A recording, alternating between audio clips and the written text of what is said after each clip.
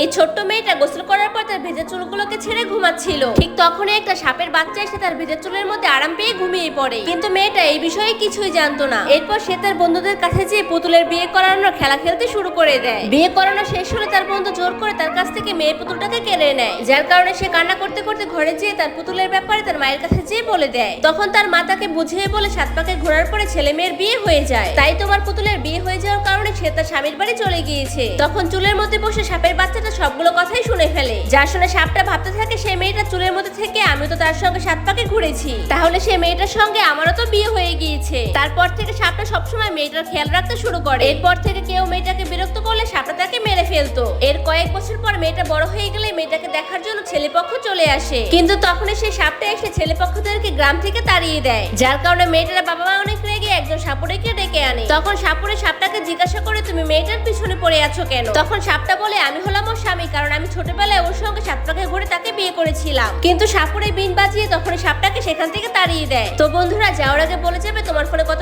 % Charge আছে।